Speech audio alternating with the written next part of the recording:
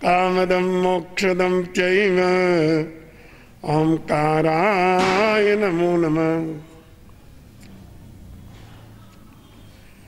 अज्ञानतिमिरान्धानां ज्ञानाञ्जनशलाकया नेत्रैरुन्मीलितं येन तस्मै श्रीगुरुवे नमः।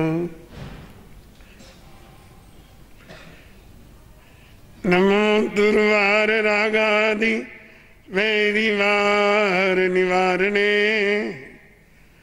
अरहते योगिनाथाय महावीराय तायिने।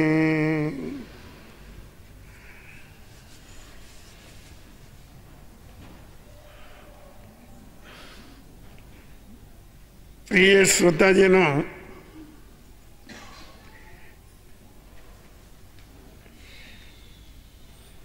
जीवन की चिंतन धारा पर अगर हम अपना दृष्टिकोण डालें तो ये स्पष्ट हो जाता है कि हमारा सारा जीवन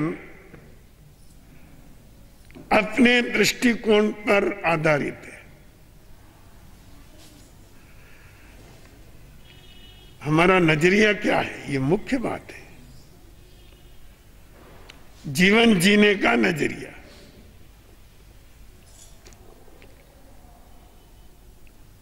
आपको मैं ये ध्यान में लाना चाहता हूं, परमात्मा भगवान महावीर प्रभु ने अगर सर्वाधिक किसी आराधना पर अधिक से अधिक जोर दिया है या उसको स्पष्ट किया है, तो वह तत्व है सम्यक दृष्टि।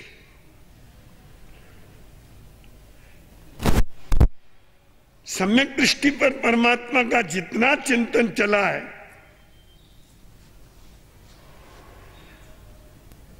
और जितना उन्होंने उसका विवेचन किया है, मिथ्यात्व से निवृत्त होने के लिए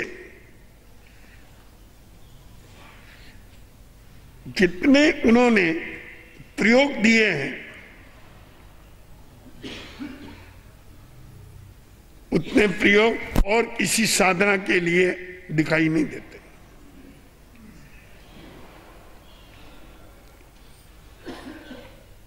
सम्यक दृष्टि प्राप्त करने के लिए इतना आग्रह क्यों है?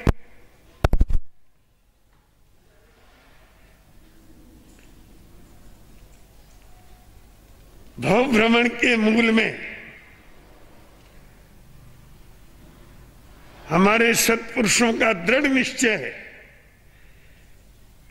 कि मिथ्या दृष्टि सबसे बड़ा कारण है। ये मिथ्या दृष्टि किसी पाप से मुक्त नहीं होने देती है। सबसे बड़ी तकलीफ इसकी यही है। आप बुराई को बुराई मान करके भी छोड़ नहीं सकते अगर आपके अंदर सम्यक दृष्टि नहीं है।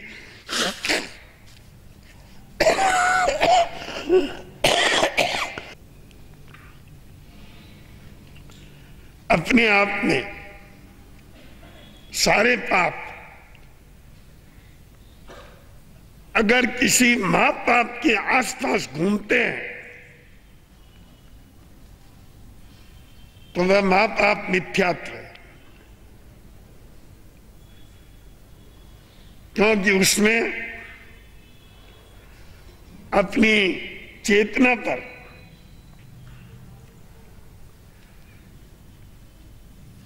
कुछ उल्टा ही चश्मा लगा रहता है। अधर्म धर्म दिखता है, बुराई भी अच्छाई दिखती है, रागी भी वीतरागी दिखते हैं और पापी भी उसको धर्मी नजर आते हैं और धर्मी अधर्मी नजर आते हैं, वीतरागी रागी नजर आते हैं। ये नशा ही कुछ अलग तरह का है जो दिमाग पर चढ़ जाता है तो सब कुछ उल्टा ही दिखता है। और ये काम अपने जीवन में अनादिकाल से चल रहा है।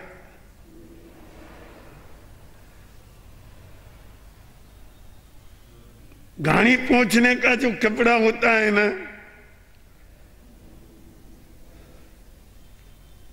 उसकी चिंगट बहुत मुश्किल से निकलती है।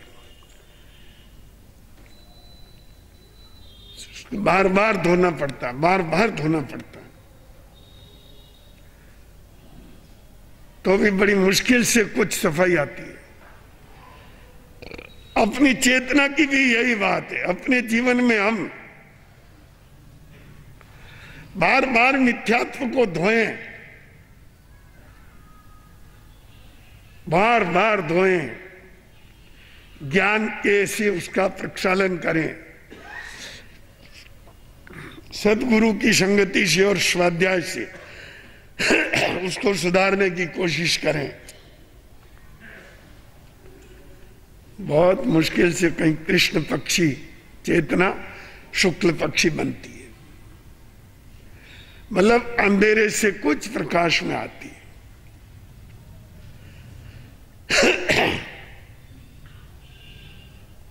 यह अनादिकाल से कुंडली मार के अपनी चेतना पर बैठी हुई ये मिथ्यात्व रूपी सर्पणी केवल सम्यक दर्शन से ही नष्ट हो सकती है। और वह सम्यक दर्शन जो वस्तु स्वरूप का ज्ञान देता है। सम्यक दर्शन कोई मुश्किल नहीं है।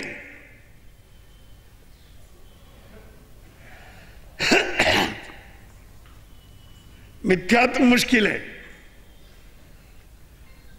सम्यक दर्शन का अर्थ केवल इतना है, जो जैसा है उसको वैसा समझना, बस। दिन को दिन समझना, रात को रात समझना, स्वर्ण को स्वर्ण समझना और पीतल को पीतल समझना। ये इतनी सी भी अगर क्रांति अपने अंतर में हो जाए, हम केवल वस्तु स्वरूप का ज्ञान करेंगे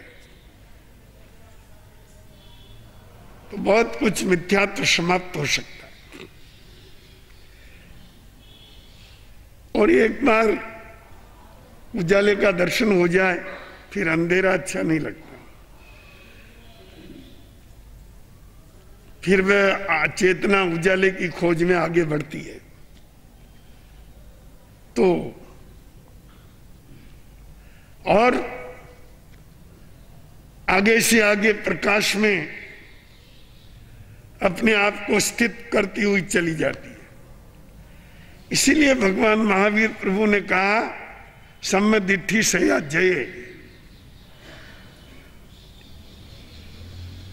जो सम्यक देखने वाला है, श्रेष्ठ देखने वाला है, यथार्थ देखने वाला है, बस सर्वदा विवेकी बनेगा, उचित करेगा, उचित दिशा में आगे बढ़ेगा। उसके जीवन का सारा व्यवहार मिथ्यात्व से मुक्त होकर यथार्थ परक हो जाएगा।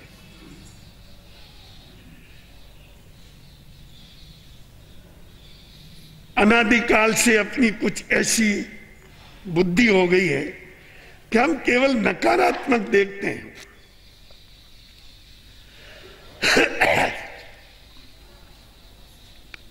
ये जो नकारात्मक दृष्टिकोण है,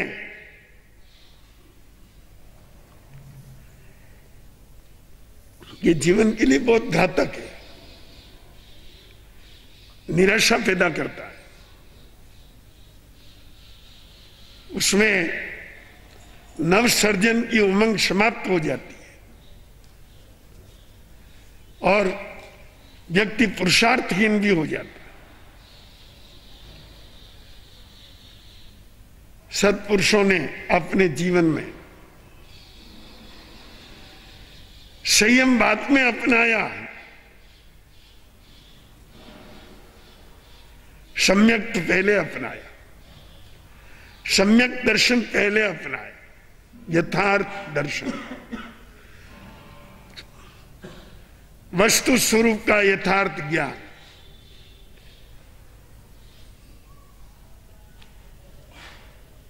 जैसा हम सोचते हैं जीवन वैसा ही बनता हुआ चला जाता है। हम कहां तक सही देख सकते हैं ये अपनी योग्यता पर निर्भर करता है। श्री कृष्ण महाराज ने मरी हुई कुतिया के भी उजले दांत देख लिए, जबकि उनके साथ चलने वाले लोगों ने कहा ये कुतिया मरी हुई कितनी दुर्गंध आ रही है, कितनी सड़ रही है। कृष्ण महाराज ने कहा इसके दांत तो देखो मोती जैसे, कितने उजले हैं।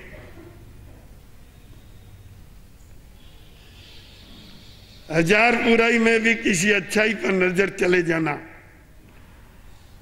यथार्थ दर्शन है। जीवन में सब कुछ गलत नहीं है और जीवन एक पहलू से जुड़ा हुआ नहीं है, ये इसके अनेक पहलू हैं और कोई घटना एक पहलू से जुड़ी हुई नहीं होती है, उसके अनेक पहलू हैं। बहुत नाराज हैं पूरे भारतवर्ष में हर हिंदू के कैसे कि उसने राम जैसे सत्पुरुष को राज्य करने के समय वनवास दे दिया। ये एक दृष्टिकोण है और चारों तरफ फैला हुआ है। कैकेयी की बहुत निंदा भी है,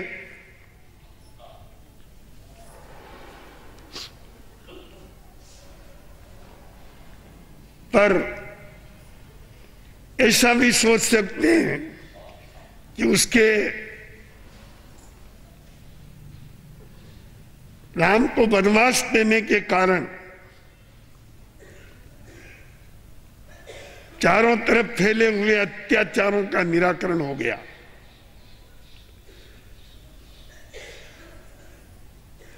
माली जो अपने भाई की पत्नी को स्वयं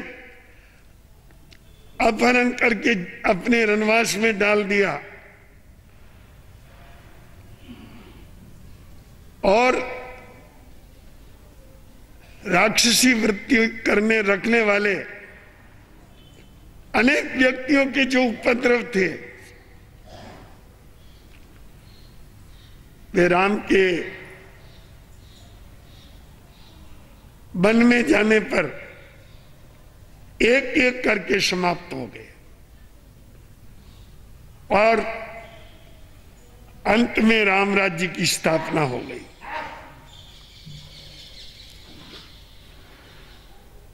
अनेक पहलू से हम जब किसी बात को देखते हैं तो उसके कई अर्थ बदल जाते हैं।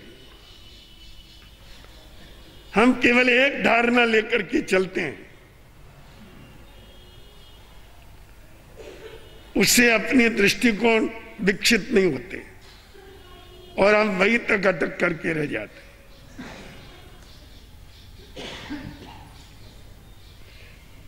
क्लास में बच्चों को कहा टीचर ने ये गिलास बताओ किस स्थिति में है। लड़कों ने कहा आधा खाली है, कुछ लड़कों ने कहा आधा भरा है। बात दोनों की एक है। पर दृष्टिकोण का फर्क है। जो बच्चे कह रहे हैं कि ये आदत भरी है, उनकी दृष्टि कुछ सकारात्मक है, और जो बच्चे कहते हैं कि ये आदि खाली है, वे नकारात्मक दृष्टि से ज्यादा सोचते हैं।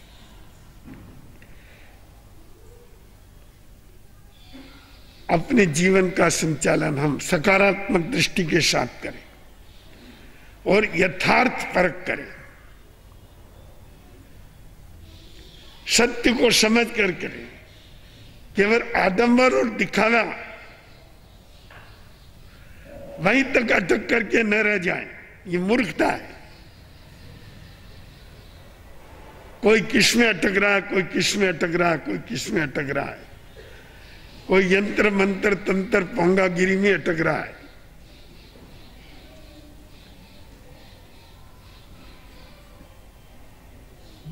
इस तरह से अनेक प्रकार से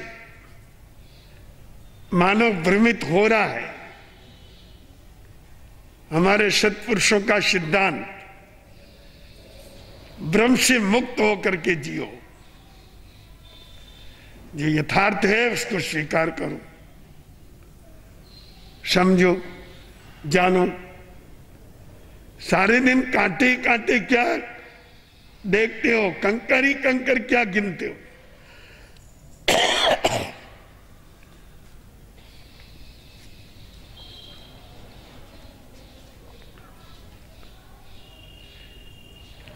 सदा कंकरों को गिनते हो, रत्नों की कोई शोध नहीं है, और केवल कांटे नजरों में है, फूलों का कहीं बोध नहीं है। सब तरफ कांटे ही कांटे नजर आ रहे हैं, सब तरफ कंकर ही कंकर है, कहीं रत्न नहीं है, हीरे नहीं है। क्या ये सच है? ये कतई सच नहीं। जितनी बुराइयां हैं, अच्छाइयां भी मौजूद है। जितने पाप हैं, उसमें परमार्थ भी मौजूद है। जितनी हिंसा है, अहिंसा भी मौजूद है। पापी है तो परमार्थी भी मौजूद है, अधर्मी है तो धर्मी भी मौजूद है। तुम देखो ना, एक नई दृष्टि सामने लाओ।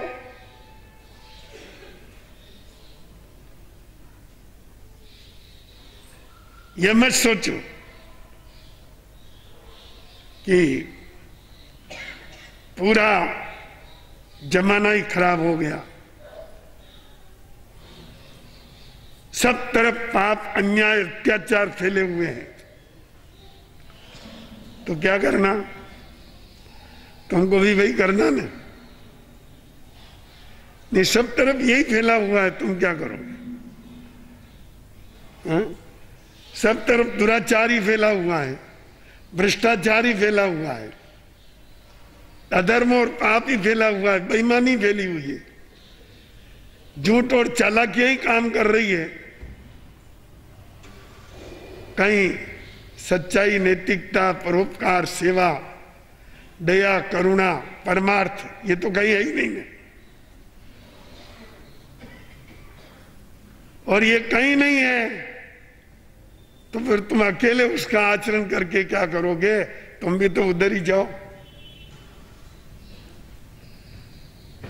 क्या ये सही है? ये बहुत गलत है, सबसे बड़ा झूठ है इस दुनिया में कि सब तरफ पाप ही पाप है। नहीं, पाप है तो परमार्थ भी बहुत है, अधर्म है तो धर्म भी बहुत है, दुराचार है तो सदाचार भी बहुत है। और देशों को छोड़ दीजिए, भारतवर्ष की भी ही लीजिए, हमारे देश में हजारों नहीं, लाखों नहीं, करोड़ों नर नारी ऐसे हैं जो बहुत नैतिकता के साथ जीते हैं, सदाचार के साथ जीते हैं, नियम व्रतों का पालन करते हैं और पवित्र जीवन जीते हैं। अनेक प्रकार के व्रत और प्रतिज्ञाओं के साथ जीते हैं, परोपकार और सेवा करने के अंदर समर्पित रहते हैं। त्याग, तप, साधना, आराधना उनके जीवन का अंग है। हजारों साधु साध्वी 9, 10, 11, 12, 15 वर्ष की उम्र में संयम लेकर के जिंदगी भर संयम धर्म की आराधना, ज्ञान, ध्यान, त्याग, तप आदि उत्तम करनी करके जीवन जी रहे हैं। वो भी तो तुम्हारी इस दुनिया में ही है, और वो तुमको नजर नहीं आते। तुम तो एक ही बात कहते हो, ये समाज बहुत सब गड़बड़ हो गया, सब तरफ पापाचार फैल गया। अरे फैल गया तो क्या, हमारे संत अलग कैसे रह गए? हजारों लाखों श्रावक श्राविका, हजारों लाखों पवित्र व्यक्ति, धार्मिक व्यक्ति, वो अलग कैसे रह गए? सच है, सब तरफ फैला हुआ नहीं है। पाप के स्थान पर पाप है, परमार्थ के स्थान पर परमार्थ है। आज भी हजारों परमार्थी जीव हमारे भारतवर्ष में तन मन धन से मुक्ति मार्ग की आराधना में लगे हुए हैं। लाखों शीलवान व्यक्ति हैं, सदाचारी भाई बहन हैं, और हजारों ऐसे दानी हैं, ये हाथ देता और ये नहीं जानता है। इसमें समझ जाइए, मतलब गुप्त दान करके अनेक पीड़ित व्यक्तियों की पीड़ा नष्ट करते हैं। ऐसे भी एक नहीं, दो नहीं, सैकड़ों हैं, हजारों हैं। सब तरफ अच्छा है, पर देखने की दृष्टि चाहिए। अपने जीवन के अंदर भी सब कुछ बुरा नहीं है, याद रखिए, बहुत कुछ अच्छा भी है। अच्छे को आगे बढ़ाओ, जो बुरा है वो अच्छे अपने आप कम होता हुआ चला जाएगा। करके देखो, सच तो है, पर उसको थोड़ा और आगे बढ़ाओ, जो थोड़ा बहुत झूठ है वो भी समाप्त हो जाएगा। सत्य तो अपने जीवन में ज्यादा ही है, झूठ तो कम है।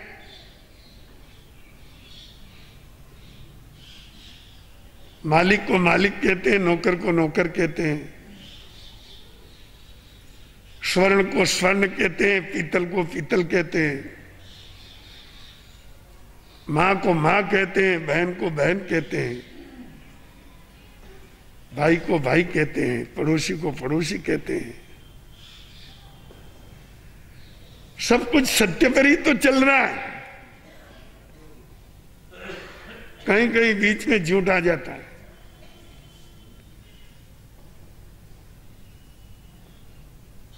जो थोड़ा बहुत झूठ आता है उसको थोड़ा हटा दे, उसके स्थान पर थोड़ा सत्य को आगे बढ़ा दे, तो आप सत्यवान बन जाएंगे। अपने जीवन के प्रति निराश होने की जरूरत नहीं है, इसमें परमात्मा का प्रकाश है। आत्म ज्योति निरंतर विकसित हो रही है। केवल दिए में ही प्रकाश नहीं है, अपने अंतर में भी प्रकाश है, मात्र उसको आगे बढ़ाने की जरूरत है। पुरुषार्थ प्रकट करने की जरूरत है। जो सत्पुरुष पुरुषार्थ प्रकट करते हैं, सन्नारियां पुरुषार्थ प्रकट करती है, वो धन्य हो जाती है।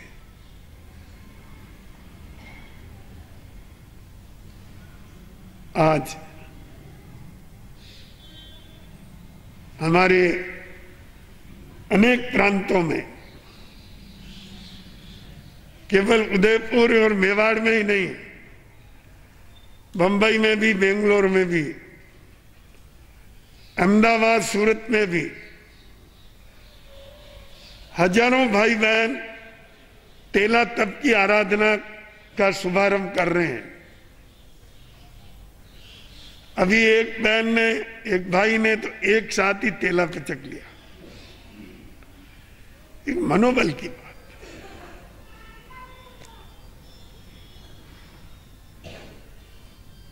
एक चाय की गुलामी, उसमें अपना मन बंध जाता है,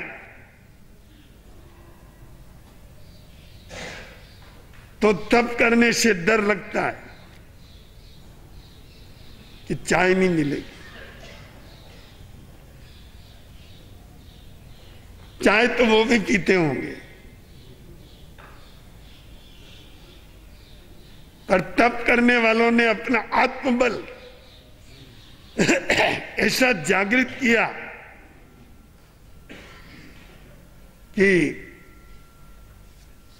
चाय और भोजन सब किधर धरे रहे और तपश्चर्या के अग्निपथ पर चल पड़े। आज हमारे यहाँ सैकड़ों भाई बहन तेला तप की आराधना में लगे हैं। परम पूज्य आचार्य श्री मानजी स्वामी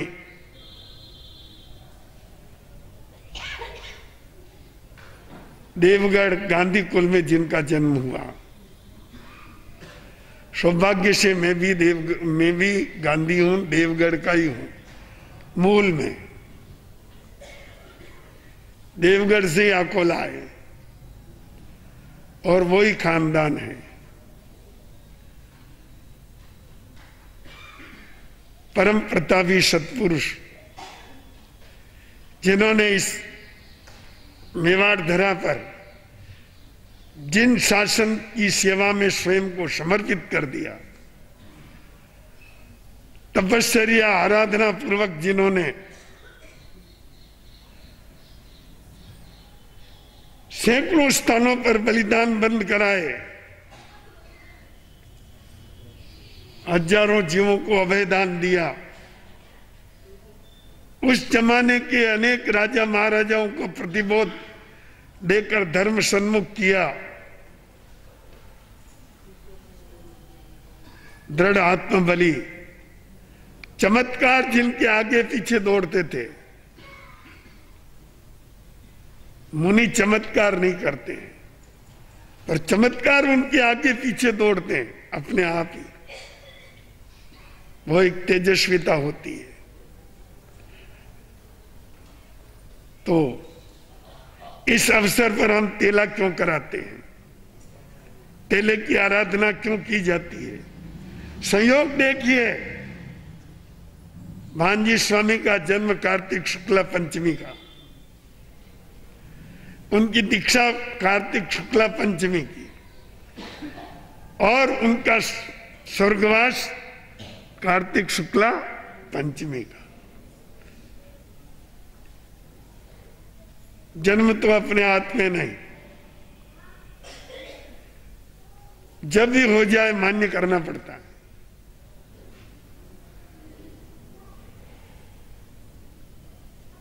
दीक्षा अपने हाथ में है, चाहे तो उसी तिथि पर कर ले, कोई बात नहीं,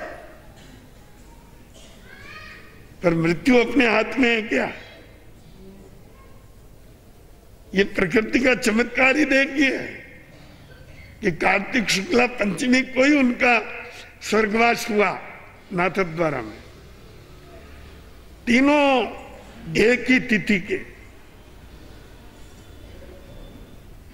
अवसर हैं, जन्म का, दीक्षा का और स्वर्गवास का। इसलिए उस महापुरुष के चरणों में श्रद्धा स्वरूप तेले तप की आराधना के साथ उनका अभिनंदन, उनका स्तवन और उनकी आराधना की जाती है।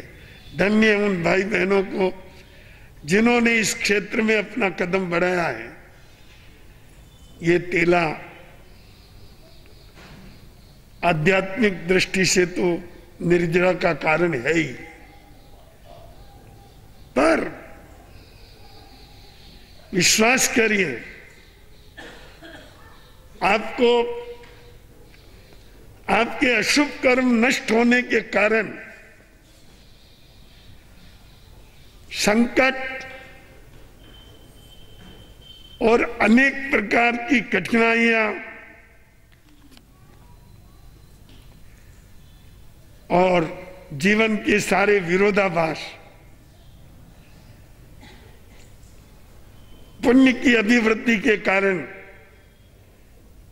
सहज समाप्त हो जाएंगे और वर्ष भर के लिए आपको आत्म शांति का आनंद प्राप्त होगा। तो बंधुओं, जीवन में हम यही तो अमृत है, सत्पुरुषों के गुणगान और उनकी स्मृति।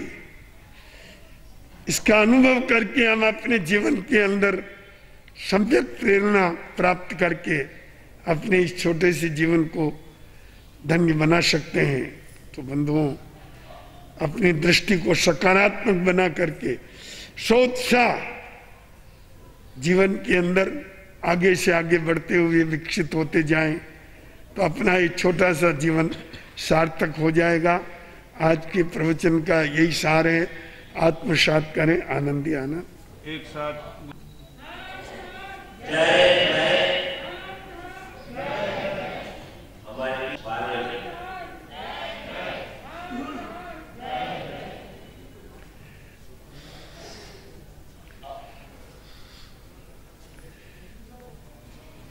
जी आनंद मंगल।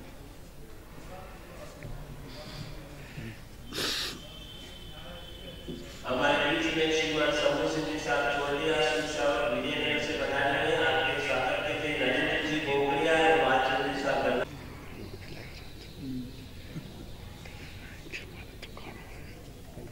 हमारे बीच में श्रीमान सुरेश जी छोड़िया और श्रीमान अरविंद जी दोड़ा बनाने में आपके स्वागत के लिए श्रीमान चांदनी साहब जैन और श्रीमान भगवती जी चौहान से